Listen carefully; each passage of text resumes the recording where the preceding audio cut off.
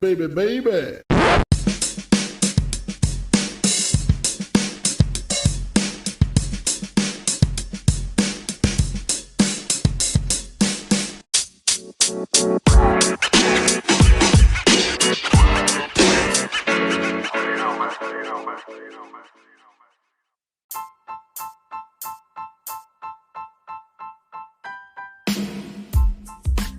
Good evening, it is November 9th, 2020. It is your boy, NotoriousSA, aka Steve Anderson, aka Sigh of Relief. Well, if you've been checking the news recently and have coming back since my last podcast, Joe Biden has, by all accounts, officially been declared the winner of the race for the presidency. So now that we have an incoming Biden administration, what has the Trump administration done so far? Have they gracefully accepted defeat and have worked towards building a better transition? Of course not. Now, I want to make some things clear, just right off the bat here. So, two things can be true at the same time. One is that the news networks, including the Associated Press, CNN, Fox, and everyone else that we have been watching incessantly for the last 6 days, use math to determine if it's possible for a race to go in a different direction. And if they can no longer see any mathematical way for one candidate to win, they will call that election for the other candidate. Now, we were waiting for days before somebody broke the dam, and it looks like CNN was the one to do it on Saturday around 11:30 a.m. Central Time. And the floodgates opened, and all of a sudden it had been declared that Joe Biden was the president-elect of the United States. And I gotta tell you, even though I had been celebrating a few days before that, to finally see it be called by most of the networks and to have the coverage go into President-elect Biden and soon-to-be former President Trump, and just seeing all across social media, the demonstrations, the cheering, the clapping, the pot banging, the bells ringing, the dancing, the music, people were happy. I'm sure a lot of them were happy that Trump lost, but many of them were happy that this election went off, frankly, without much of a hitch. It took a while to count all the ballots. They're still being counted, and all of the other technical processes that have to occur still have to occur. But it looks like we had the highest turnout in 100 years, and in a clean sweep, we were able to see President-elect Biden flip several states from Donald Trump and win the highest vote total in presidential history. Popular vote total. It would appear, based on the electoral math, that Joe Biden will win about 306 electoral votes, counting the states that he currently is in the lead and is likely to hold pending any litigation or recount or whatever else is coming our way. And I'm not going to lie, I was pretty excited. I voted for Joe Biden. I supported Joe Biden, and I believe he was the best person for the job. And sure enough, looks like a vast majority of the American public agree with me. Now, that doesn't mean that we can just ignore what everyone else did. And if you've been following me on social media, you probably are aware that I've been talking to the people who were very adamant about accepting the results immediately in 2016, talking about having to delay it now. And there are certain people who will never accept it, and I'm not here to reach out to them. But what I do want to let you know is that as of right now, when you're watching conservative media, or if you follow people like Ben Shapiro or Dave Rubin or whoever else, or if you're in the Trump camp, or if you're apparently still a large portion of the Republican Party, you believe that the election isn't over. And this hinges on the technicality that we haven't certified the vote counts, that they haven't gone through all of the court procedures, and all of the processes that would occur normally, in most cases, haven't been fully played out. Now, mind you, 4 years ago, when it was clear that Trump would win the Electoral College vote and thus the presidency, these same people were telling us to just accept the results, that trying to litigate it would only do harm to the country, and that trying to drag the process out would be an anti-democratic move that hurts all of us. The same people who were telling everyone to own it and accept it and drank liberal tears that when Trump won are now claiming fraud on a massive scale. And I hate to see it, people that I know, and people that I know are smarter than this, believing this nonsense, that the only reason Trump lost is because of widespread voting fraud across multiple states, which is just ludicrous. It's not happening. There is no massive irregularities. All of this is just spin and PR from the Trump team trying to delay the inevitable and soften a blow from the massive rejection they receive from the American populace. And while I will point out that, of course, we still have to wait for all the other votes to be counted, that there will be recounts, that the president's legal team will continue to file challenges and likely lose, eventually, the states will certify the vote counts. These certified vote counts will result in the electors of the respective parties for the winners of that state being sent to their capitals to cast their votes. And these votes will confirm that Joe Biden won the presidential election. That's the very technical sense of the word. And I know it's hard to remember anything beyond last week, but 4 years ago, when President Trump won the Electoral College, there was a movement of people calling themselves the Hamiltonian electors, who were trying to convince electors who were pledging to vote for Trump to vote for Hillary, or to try to change something so that they could stop him from being president. And many in the MAGA crowd were incensed by this. They were furious that the Electoral College would try to change the will of the people because they had a personal beef with President Trump. These same people are now trying to get Republican legislators to fill their own slates of pro-Trump electors, to send them in place of the people who rightfully won, the electors of the people of that particular president's party, to try to have him maintain power. It's sad. It's sad and it's un-American, and it's just a rejection of the facts on the ground. But you know what? Some people have a vested monetary interest in doing this. Some people may actually believe it, and others are using it as part of their political calculation to try to consolidate support wherever they can. You'd hate to see it in the Republican Party that Trump, even in the face of a massive defeat, still has this kind of hold. And I was really hoping it would break a lot faster, but, you know, progress is progress, and eventually Trump will leave the White House.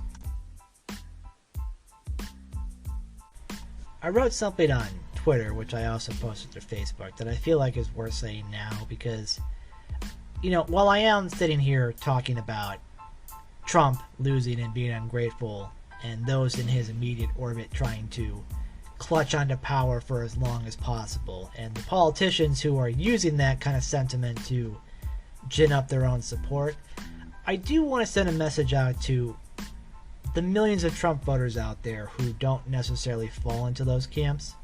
There are millions of people who voted for President Trump, believing that he was the best choice for the presidency, or that they couldn't stomach the idea of a Biden presidency, or they were not a fan of what they thought the Democratic Party was going to do. So this is a statement from myself that I wanted to read because I think it matters a lot. And some of it I've already said, but I just want to put it in context. So this is a thread for anyone who supported President Trump in 2020. First off, it's clear not all of you who supported Trump are racist, homophobe, reactionary fascists who want to ruin American democracy. People vote for who they vote for. We disagreed, but I respect your right to do so. Clearly the 70+ million people who voted for Trump did so as well. And while technically there are lawsuits and pending recounts before the official certification of the votes, it's mathematically clear who is going to win. The idea of sending Trump slates of delegates where he didn't win, as Mark Levin suggests, is un-American and wrong. Just like when the Hamilton electors tried to change the electoral vote in 2016 and you were mad, electors should vote how their states voted now. It's clear that Biden will win the Electoral College. If you were telling people to suck it up in 2016, you have no right to cry foul now. If you were mad because many on the left never accepted the Trump presidency as legitimate, you should set an example by accepting Biden as legitimate. President Trump had 4 years to win the support of enough Americans to win re-election, and he failed to do so. He will have received more raw votes than any other sitting president in history. No one can deny that. And no one can deny that clearly many on the coast and the progressive left are missing what is happening in the rest of America. Certain ideas were rejected by the electorate. Defund the police and socialism were not big winners and helped the GOP pick up House seats and defend other offices across the country. The fact that future leaders like AOC called the opposition to these racial resentment shows they still don't understand. They didn't want Biden, they wanted Bernie Sanders, who would likely have lost to Trump. The fact that Trump underperformed Republicans shows that a sizable portion of the Republican Party rejected Trump, and in many states, that was the difference. Calling us human scum didn't help win us over. Reaching out to us as partners in a better America did. Trump had every opportunity to prove he was better than we thought, and he couldn't do it. He let you down. He didn't fight enough for you. He didn't rise to the occasion. America has moved on. But this is still your America too. You still have a say in what happens. The sooner you come with us to the future, the better chance you have of having a real voice in the process. We are in this together, and America's best days lie ahead. As the late Tupac Shakur told us, I know it seems hard sometimes, but remember one thing. Through every dark night, there's a bright day after that. So no matter how hard it gets, stick your chest out, keep your head up, and handle it. And look, it's not just the fact that many on the right who supported Trump can't come to terms with what this election showed. Many on the progressive left are also having an issue trying to understand A, why so many people voted for the sitting president, and B, why they didn't win more House seats or more Senate races or more legislative races across the country. And as I just said, it's because in certain places, ideas were being pushed that the electorate did not want. You know, I saw somewhere that this election was a battle between wokeism and Trumpism, and that many did not like the way that the president conducted himself or the way that he did the public's business. And many people did not like the idea of the woke coming into power to have vengeance and use the same levers of government that we have all been telling Trump not to abuse and hoping that someone else wouldn't abuse them for the sake of revenge. So the compromise that we had was that we elected Joe Biden as president, and it would appear that for right now, the control of the Senate is still going to be in GOP hands. Now, mind you, it would appear that there is a double runoff occurring in Georgia, which means that the two Republican senators from there may lose, right? And there's going to be a huge amount of time, energy, and money spent trying to flip and defend those seats. So, if you're in Georgia, I hope you like political ads because you're not going to see the last of them anytime soon. But for the rest of us in states where the elections have been decided for the most part, we're waking up to the reality that while Joe Biden won by a decisive margin, many of the other policies that have been advocated by progressives did not. And this is not to say that progressives didn't have a good night. Turns out about 6 states, which is all of them that had ballot initiatives related to cannabis legalization, either medical or recreational, all passed. Oregon has passed a decriminalization bill, which I know there's a lot of memes about how that means drugs are all legal there now. Doesn't necessarily mean that. It does mean that they're going more of a Portugal model of drug enforcement, which is actually not a bad idea considering how well Portugal's handled it, but that's a topic for another day. Psychedelic mushrooms, also legalized in Oregon. You had a ton of people of all underrepresented genders and minorities win seats in different houses of Congress and different general assemblies across the country. We saw minimum wage initiatives go through.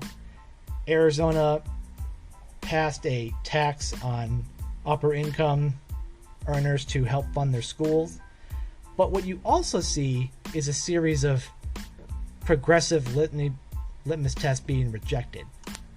Out in California, two major propositions, one which would reinstall affirmative action, which is of course legal discrimination based on race, and one that would end the independent contractor model of business that has made so many businesses successful, many that we've come to use and rely on these days. Both were defeated soundly.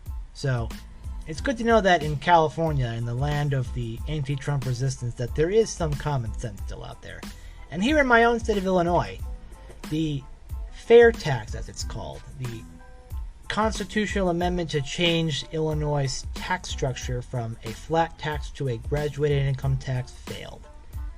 And I don't mean failed as in it didn't reach 60% of the support of the voters or 50% of those who voted on it.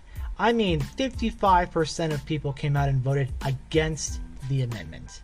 They came out and voted against this power grab designed by Pritzker and his Democratic allies to create whole different layers of complexity and uncertainty in our tax structure. And I know many people who are listening to me probably don't agree with me on this. There are many of those who say, how could we possibly not have a progressive income tax when so many states around us have and the federal government does?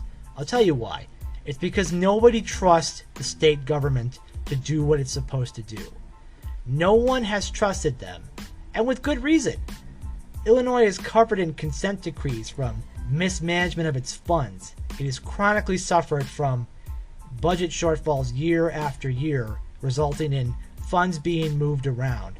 We had a constitutional amendment years ago to force spending to go to transportation because it had continually been raided to make holes filled in different budget programs. People do not trust our state government with any more money than it already has. And for those of you saying, well, it's going to result in a tax increase one way or the other, well then make that argument. Because clearly if this was such a good idea, it wouldn't have been rejected by 55% of the state. You wouldn't have people out here talking about how we've been misled by these billionaires who have tried to push this on us. You know who was the biggest advocate for this graduated income tax? The governor of our state, J.B. Pritzker, who is himself a billionaire, who pays little to no taxes at all because of his family's massive skills in tax avoidance. Okay? So don't give me that nonsense about how this is what billionaires wanted when literally this was the centerpiece of J.B. Pritzker's agenda. He was depending on this progressive income tax to pass so that he could try to jack rates up on upper income levels to eventually raise it on pretty much everybody to finally put retirement income in that same category and to give more money to a state that no one is trusted for years. This is not about us not understanding how tax rates work. This is not about us being blindsided by billionaires who are telling the rubes how to vote. This is people who do not have confidence in our state government to do the right thing. That is the bigger issue. And now you're seeing it with both J.B. Pritzker, Tammy Duckworth, and Dick Durbin, and numerous other Democrats saying that Mike Madigan should resign. Because, surprise, surprise, they figured out that having this man, who is an unindicted co-conspirator in a $200 million criminal conspiracy, be representative of one of the state parties and in control of half of our government is bad. Now, does he know that? And do his loyalists know that? Who knows? Probably not.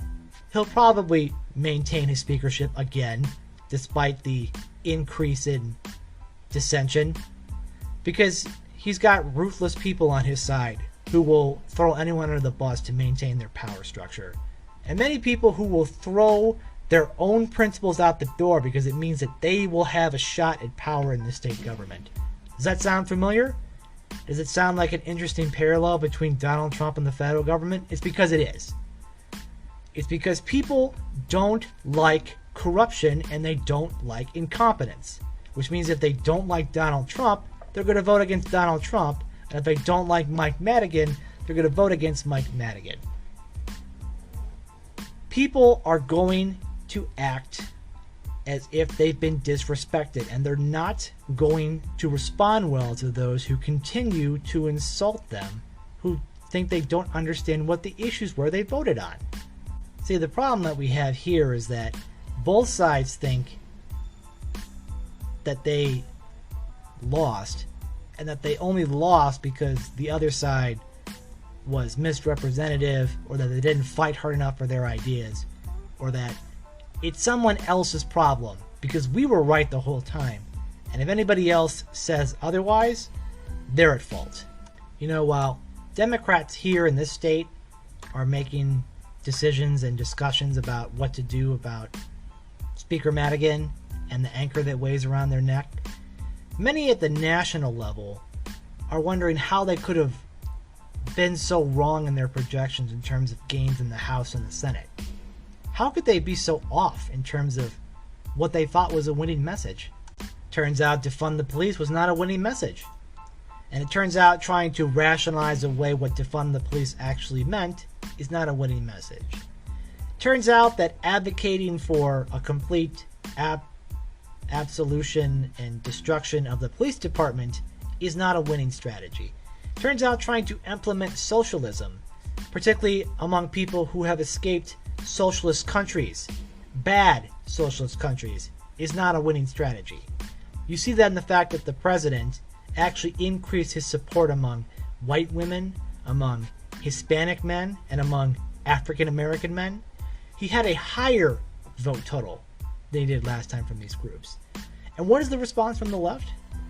What is the response to the idea that people don't like the slogans defund the police and that democratic socialism is what we need?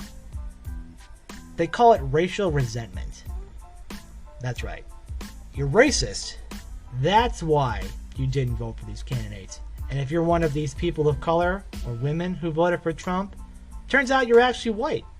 Yes, Nicole Hannah-Jones of the 1619 infamous project, which I will have another podcast on in the future to give an update about that, said that whiteness can be extended to those who voted for Trump even if they're Hispanic or Latino or black. Just wow. I'm amazed that in this election, where the progressive left can take solace in the fact that they defeated a sitting president in the largest numbers ever, still doesn't understand why they didn't have as big of a victory and has taken the wrong lesson from this. Instead of realizing that it sounds like people don't want the president, but they also don't want a lot of what the Democratic Party is selling, they're just saying that we're racist, and if we're not racist, we're white, which makes us racist, and that's the reason we voted against these things. Like, how are you not getting this? You know why they're not getting this? It's because AOC lives in a heavily blue district that she will never face serious competition in. So when she goes in her district and talks about Medicaid for all and the Green New Deal and all this other stuff, she's already in a position where she doesn't have to compete against anybody. But if you're in a district that's much closer, if you're out in the suburbs, if you're trying to deal with the negative effects of what they're talking about, you're going to have a much harder time. And instead of realizing that maybe they're the problem and they should let you run your own race, they say you're the problem and your voters are the problem. Because they don't understand. They don't understand what you say when you want to ban fracking. It's their fault they don't understand that, yeah, I want to take their jobs away, but think of the environment. And I'm not going to come up with a plan to help them. I'd rather come up with a plan to reorganize all of society so that we can have more wind turbines. I would rather have a Green New Deal that forces us to reorganize the entire economy at massive expense, even though there are easier, better, common sense solutions to climate change that don't involve restructuring the entire economy that we've come to know and live by. Maybe there are police reforms that can be made instead of just abolishing police departments entirely and assuming that by just giving the money to other government agencies that will be able to solve all of these problems. I'm amazed that they just aren't able to grasp this. And you know what? Maybe that's part of the problem of having gerrymandered districts and intellectual bubbles where people never are forced to deal with someone they disagree with, is that they can always just retreat into their comfort zone. and try to convince themselves that if my ideas were rejected, it's not me that's the problem. It's not my ideas that it's the problem. It's the people who rejected me. They don't have logical reasons for rejecting me. They did it because they're racist. Or they did it because they are trying to maintain power with the oppressors, as Charles Blowhard of the New York Times wrote recently, much to being mocked. How can you win an election in such massive numbers and still act like you're the victim? That is truly amazing. It is truly amazing that in a world where Joe Biden won against all odds, against a sitting president who got the most votes of any sitting president ever, that the people who support him, at least to his left, act as if they somehow are the losers in this story because they didn't get all of what they wanted. Just amazing. It's just amazing how this is why they're going to continue to not have massive majorities in the future, because they don't understand what they're saying doesn't fly in large parts of America. And instead of trying to understand what the rest of America thinks, or trying to at least maybe tweak what they say to make it sound more relatable, or maybe even just, compromise on something, they go back to their intellectual bubbles and say, that's their problem. We're just going to have to try harder. We're just going to have to buy more ads, buy more Facebook ads, be more woke and more in their face, and start making lists of anybody who's ever cooperated with the Trump government. Just, you guys aren't getting it. Man. Sorry for yelling, but I just need to get that off my chest. On a much nicer note, I want to talk about something that's important to me, and it's going to be what the title of this episode is going to be, and that's called Vindication. Have you ever been vindicated? As in, you sat against either concurrent opinion of the American populace or your own political party's populace, or you were just told on so many levels that you would be wrong and you had no idea what you were talking about. And when you come on the other side and you win and you're right, the sweet sense of vindication that's there, of knowing that when you made those bets and made those stands and planted your flag, you did so with the utmost integrity and understanding of the facts of the time, and you were right. That's why I love elections, because elections are vindication. Elections are math about ideas, about whose ideas we decide to implement, about who we keep in these plans, and how we move forward as a country. And I do want to, not to sound selfish, but I want to give myself a bit of vindication, because while many people are shocked by what's happening, anyone who's been paying attention and at least tried to make a good faith effort at this knows that this is what was going to happen. And to my point, on my personal LinkedIn page, which if you find me under Steven Anderson on LinkedIn, the subtext is Atrium Magister Professor and Consultant if you can't find me. I wrote an article on November 29th, 2019, called Impeachment, Acquittal, Election, Verdict. It's Occam's razor, stupid. So, the gist of it is that I wrote about Occam's razor, which is of course the idea that the simplest solution is the most likely one, at least the paraphrase version of it, which is that when we're looking at all the facts here, that instead of trying to create any unnecessary complication, that the most likely answer is the one that we're going to go with. So on this page, where I wrote about this in 2019, in November of 2019, this was still before the primaries had started, where who was going to be the Democratic nominee was truly up for grasp. And there was polling done about Trump versus Joe Biden, Bernie Sanders, and Elizabeth Warren. At a time when many progressives believed that Joe Biden was old news and on his way out the door, and Uncle Joe needed to retire, the polls at the time showed that Joe Biden was the only one of these three major candidates who would win in polling.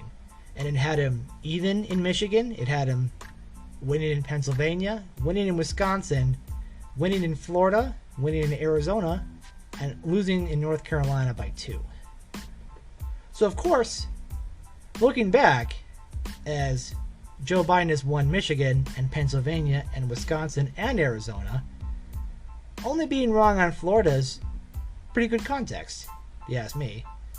Going back beyond before the pandemic happened, any of us could really know how this election was going to turn out. But what happened, in case you don't remember? Donald Trump was impeached. He was going to face trial in the Senate. The Senate acquitted him. And the American public voted for a new president. Now, it's hard to think about because impeachment was not brought up a lot during the campaign, even though it at one point was supposed to be a defining issue for both sides. That was overshadowed by COVID. And that was also overshadowed by the protest over racial injustice and just the other 10,000 things Trump did after impeachment but before his electoral defeat. You know, we tend to forget about this, but the fact of the matter is that the vast majority of the public, and by vast I don't mean like 60%, but the majority of the public, right around 51% or so, thought that Trump should have been removed from office. And if you look at it now, roughly 51% of America decided to remove Trump from office.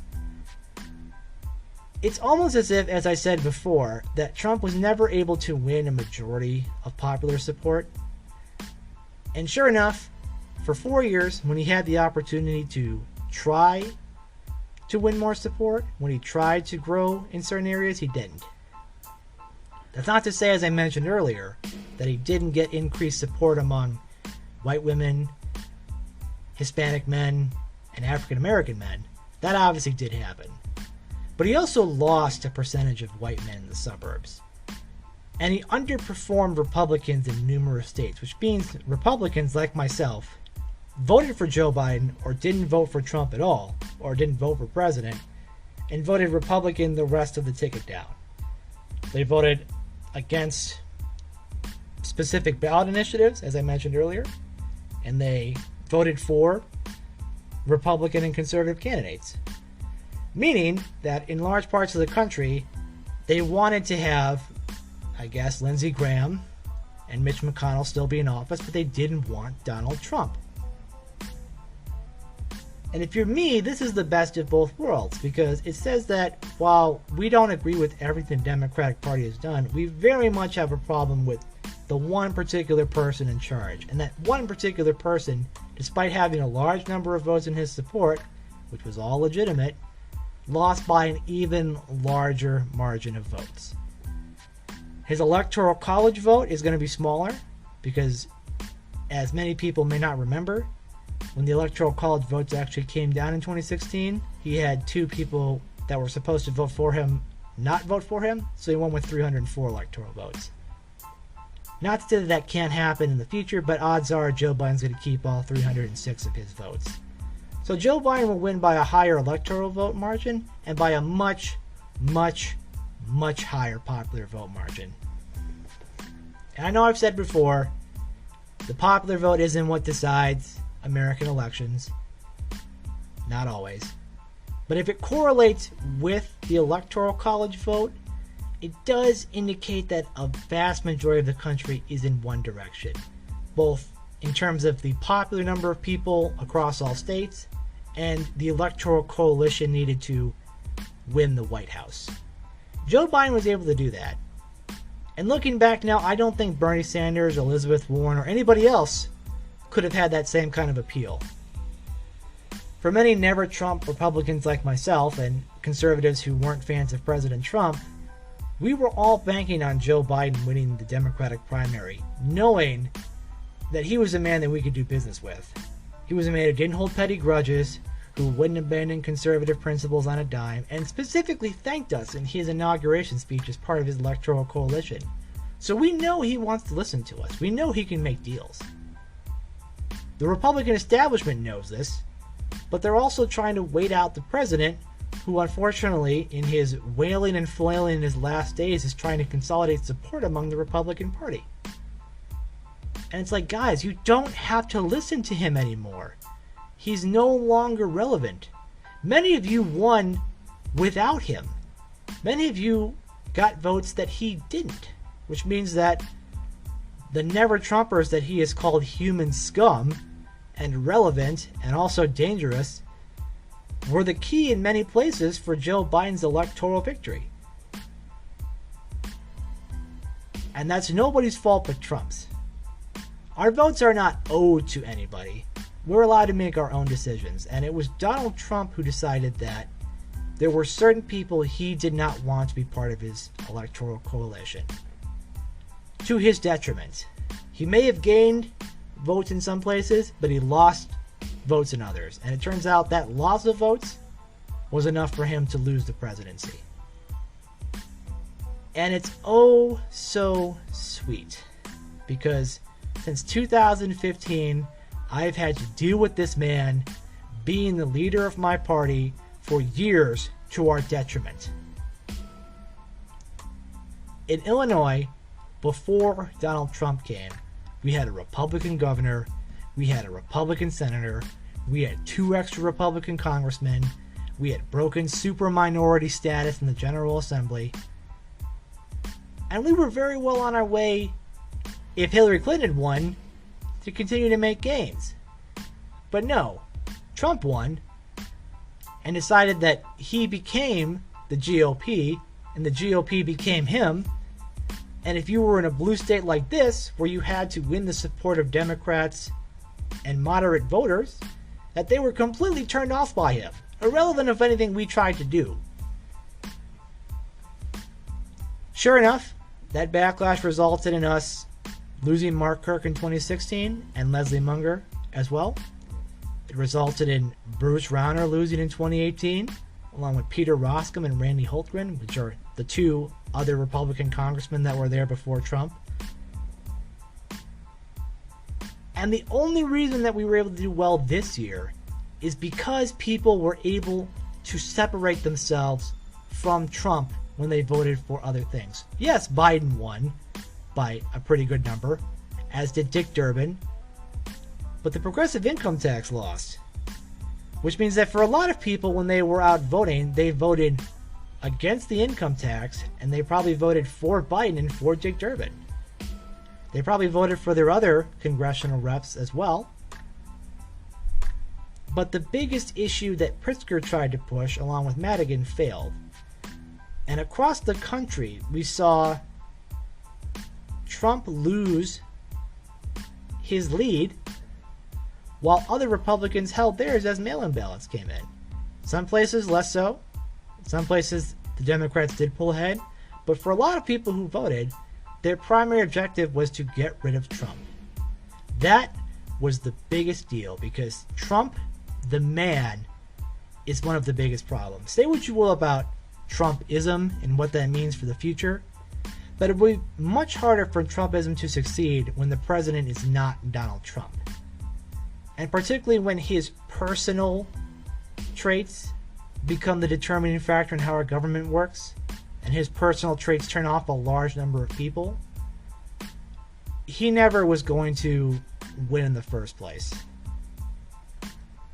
That's the thing with Trump. He came out of nowhere, politically speaking, in terms of being considered a legitimate candidate for a political party's nomination, nonetheless the presidency, but he won. He shocked the system. And back then, as I mentioned before, when he won, I laughed. I laughed hysterically. And as I walked around in this crazy world where Donald Trump was president, I saw everyone around me who did not vote for him in despair and anger and pure rage. Many of whom to this day never truly accepted the fact that he won. And to be clear, the Russians did interfere on his behalf. They didn't actually change the vote totals, but the way that information was shared about his opponent was designed to increase support for Donald Trump. And it seems very clear the Trump campaign was aware of that and was trying to maximize it on their own, for their own benefit. That being said, Trump did legitimately win a majority of electoral votes in 2016. And many people probably never got over that. But you know what? They protested, they rallied, they organized, and over the course of a midterm and a presidential election, turnout has gone up to the roof. Fundraising is through the roof. There are more women now in Congress than ever before. We're going to have a female vice president, and she will likely be the presidential nominee in 2024. So it's possible that this is also the beginnings of the first female president. I've argued that Trump has made the Democratic Party and the left great again in this country, and it's not without reason.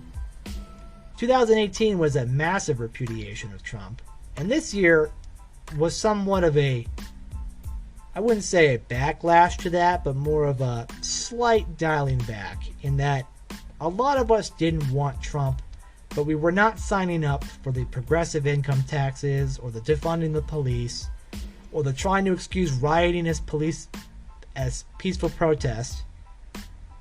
We were just trying to get rid of Trump, which is exactly what happened. And the fact that he lost, and the fact that his team is struggling to come up with any kind of rationalization to protect him, just shows that the man was never capable of being a real leader. Sure, there are some accomplishments that he has that may last in the future. The First Step Act will obviously be expanded upon. Hopefully his foreign policy initiatives can have some credence in a Biden administration, working towards greater peace in the Middle East. Ideally, this isolationist anti-free trade policy will end, and we will go back to a place where we continue to be an economic leader on the world stage. We will also have respect for our military and NATO allies, again, from someone who understands what it means to have these kind of alliances. But we'll also have potentially a Senate where so-called fiscal conservatives will still maintain a majority. But you can see if it's this close and there are Republican senators who are friendly with the Biden administration, whether that's Mitt Romney or Lisa Murkowski or Susan Collins or whoever else, there are enough people. The vote total is just so that it's possible that while Mitch McConnell will be able to stymie some things, he won't be able to stop everything. And he's not going to be able to keep every single member under control. Particularly if they won and Trump lost. Ideally, they are no longer in a place where they have to answer to him or those voters. And they can work with a Biden administration to get some things done. Because mind you, we are in the middle of a pandemic. We are still in the middle of a public health crisis like not seen in 100 years. And that this administration, the Trump administration, has failed to take it seriously, to the point where large parts of the top layers of our government have been infected with coronavirus, including the president himself, who then proceeded to act like it was not a big deal. I'm optimistic about the future. I'm optimistic about America, because I believe America made the right choice this election. In terms of a Joe Biden presidency and a close enough Senate where not everything that the progressive left wants will be pushed through, but perhaps we can achieve some real compromise and start making the initial investments in the future that we need. That will include relief for the coronavirus that's still raging on us. Possibly some actual infrastructure bills that will help put people back to work and build places that are crumbling. Perhaps it'll mean a renewed emphasis on human rights in places like China. Better strategic partnerships with places like India. Where we can pivot towards where the new power structures are in the East. China. And their increasing attempts to exert influence on the world with their dangerous authoritarian communist ideology. Ideally, we're going to live in a world where a Joe Biden presidency and a conservative Republican Senate will put in people who are going to work in all Americans' interest and Our government will not be held hostage by one man's personal grievances. Anyway, folks, I'm happy with what happened. If you're not, that's understandable. Losses are hard. Been through a lot of losses myself. A lot of my candidates I voted for over the years haven't won. And when you feel like you don't really have any power and that your vote is effectively nullified, it's very disheartening. But now, in a world where the man I voted for president won and the progressive income tax lost, where hope and decency seem to be on the up and up, and ideally partisan polarization might be on the DL, that maybe we could just put aside our differences long enough to get through this pandemic, long enough to let us in the GOP figure out a post-Trump strategy, whether that's staying in the GOP, reforming the GOP, or creating something new. And maybe for the Democrats and the progressive left to understand that with Trump no longer in office and Trump derangement syndrome no longer driving many people, how well will their own ideas hold? Will they be able to convince a majority of their own members? Will they be able to convince Joe Biden? Will there be a bipartisan compromise? Because from everything we've seen with Joe Biden, he's a man who embraces those who disagree with him and learns from where he's lost and where he makes mistakes. I very much look forward to having a diverse cabinet of anywhere from center left to center right to maybe some progressive and some conservative members, depending on where they go, helping to implement an American agenda that will really make a difference. Many years from now, we're going to look back on the Trump presidency from generally the whole 2015 to 2020 part of this decade, and probably just look back in amazement that we lived through this. That when you look at all of the jokes that were made about Trump running for president, for years, everyone who enabled him, whether it was people in the media, whether it was people in the conservative movement, whether it was opportunists who saw a chance to enrich themselves, in a way, we're all responsible for the Trump presidency. Because we collectively decided that at some point Trump was a worthy candidate for office, and that the system needed a shock, and that's exactly what it got. But if you look at it now, if you look at most of the elections that have happened, at least since I've been alive, from Bill Clinton to George Bush to Barack Obama to Donald Trump, it seemed like the American population was always pushing for change. It was always pushing for the next outsider who didn't have as much connections to Washington and was the next person to truly shake up the system on our behalf. But it seems like after doing that a few times, after dealing with the indiscretions of Bill Clinton and the beginnings of watching a president lie to our faces and get away with it and increase his popularity, after a Bush presidency that had a lot of ups and downs, and a Barack Obama presidency that it seems like most people, with the election of Joe Biden, at least tentatively approve of. But with Joe Biden being someone who's been in this game for a long time, 47 years now, it seems like while this is a change election in that it was a referendum on Trump, it really wasn't a change election in that we wanted someone who doesn't have any Washington experience. We wanted someone who had a lot of experience in Washington.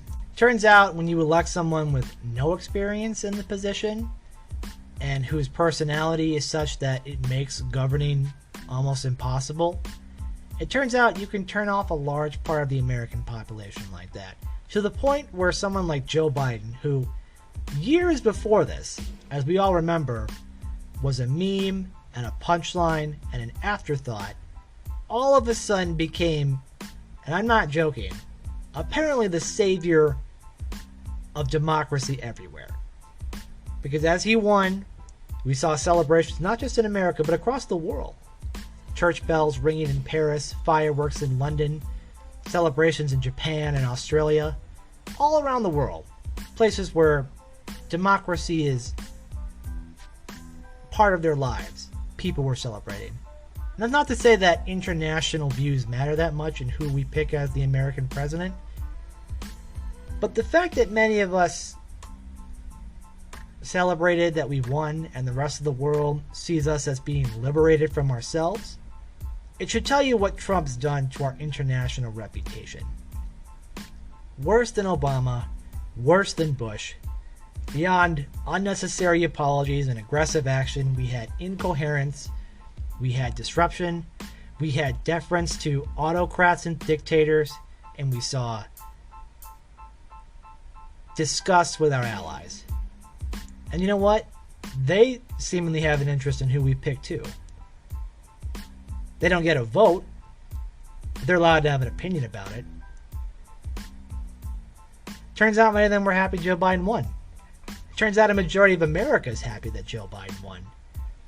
So it turns out we've seemed to come to this place where we've kind of not overcorrected, but maybe corrected ourselves to where we're putting someone in charge that we believe is fundamentally a good person, who we don't always agree with, but we're also trying to institute checks and balances on the system. And let's not forget, if you're a Trump supporter and you're mad, the fact that the court system is now packed with people he appointed, which isn't something that I guess he really can get credit for, since he just got a list and was told to pick and just went off of the suggestions. But knowing that there's this pro-free speech, originalist sector of the judiciary, and of course a Supreme Court that is technically 6'3" conservative, it's possible that we're in a place where America will continue to try to fight overreach, reinsert checks and balances, and reinsert itself into the world as a place where civility and order and dignity and human rights matter. I can only hope that as time goes on, many of my fellow Republicans who voted for Trump and support the president come to the realization that he didn't win. He put up a hell of a fight, no one can deny that, but he lost. He lost by a lot. And the American people have spoken. And the same way that we marshaled our forces, we watched President Trump give his inauguration on January 20th, 2017, talking about American carnage and returning America back to the people decided that they didn't want him anymore. The people decided to go with somebody different. Somebody who isn't exactly new, but somebody that they truly believe has the character needed. And as it turns out, we're long past this point where character matters, because back in the 90s, people excused Bill Clinton's terrible ethical behavior because the economy was good and they were getting what they wanted. And in the Donald Trump era, people excused his terrible ethical behavior because the economy was good and they were getting what they wanted. And now, in an era where apparently nobody's happy about the results because we have a Joe Biden presidency and a Republican Senate, I am thrilled, because this means we're going to have people who are going to be forced to compromise, who are going to be forced to make deals happen, and I believe will work in America's best interest. If you didn't vote for Joe Biden, it's still your country. You still have a say in the matter. And clearly, when you came out and voted for other Republicans and against these progressive initiatives, you decided that you didn't have to take everything they were selling you. And if you're a Democrat, you defeated an incumbent president who got more votes than any other president ever. And you beat him by the largest margin ever. By a solid electoral victory that is in no real dispute. It's only a matter of time. The wheels are turning. The military and the Secret Service have already made the necessary maneuvers to get things started. We're waiting on certain government officials to sign off on it and get it started. And Joe Biden apparently has wasted no time with his transition. He plans to hit the ground running, it seems. And while Trump may try to fight and claw and scratch his way back to victory and then probably not attend the inauguration, this is who he always was. And I'm sure some people want this. Some people want him to do this. But all it's going to show is that you didn't learn the lesson. People voted for character in this presidential election, and the president's character has been shown clearly, loudly, and strongly for everyone to see. And it has been rejected by the largest number of votes ever in American history. It feels good to be vindicated. And sure, people have been calling me a sore winner. And sure, people called me insensitive in 2016. So it turns out everybody hates me, it seems. But it must mean I'm doing something right. Because when people called President Trump an illegitimate president, I told them that they were wrong, that he won fair and square, and that he had a chance. And you know what? Over the course of those years, President Trump did more stuff I disliked than I liked. I'm not going to pretend that everything he did was a failure, but a lot of stuff he did was. And you know, the biggest problem with Trump is Trump himself. Trump's unique appeal that got him to break through the establishment and win was also what prevented him from being an effective administrator of the federal government. And the American people have decided they want effective administration and that they want Joe Biden. We're going to have to live with that. I'm confident in the future, and I believe you should be too, but if you're not, you have a right to feel that way. As I mentioned before, we're going to get through this. I would hope that the Trump administration would come to its senses and start the process of transitioning. And I would hope that it doesn't require Trump to actually do anything. He could just get the process started, let everybody else do the work for him, and just go golf. Go to Mar-a-Lago. Just, you don't even have to come to the inauguration, man. You had your chance. You're going to be forever immortalized in the list of presidents. You're going to have all these things and accomplishments that no one can take away from you, but you're also going to have to own your loss. You're going to have to own the fact that you failed the people who voted for you. And the people who voted for you are now going to have to come to a world where their views will have to be adjusted because they no longer are in power. Trump supporters, Biden supporters, Joe Jorgensen supporters, the future is bright. Pandemic aside, the American future is bright. It is better than it's ever been, and we should continue to have faith in our system. It is clear our system works, and it's clear our system of government is still the envy of the world.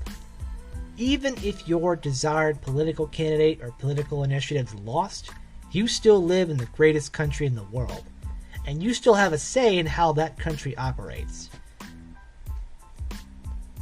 As other people said, the fight isn't over. This presidential fight is over, but the fight for America's future is ongoing. And while we will have a new president and a somewhat new Senate and new House, a lot of the players will be the same, a lot of players will be different, but we've gone through the Trump presidency knowing what it can be like. And in a new presidency, in a new Biden administration, it's possible that some of the good things may continue, some of the bad things may stop. There may be new things we don't like and new things we do. We're all going to have to get through it together. In 2022, as much as you probably don't want to hear this, is right around the corner. There'll be a midterm, and we'll see what happens. For now, though, be safe, wear a mask, celebrate responsibly, take a few deep breaths, stop doom scrolling, go out for a walk, have a nice tall glass of water, maybe a glass of scotch, maybe roll yourself a J, take an edible. But the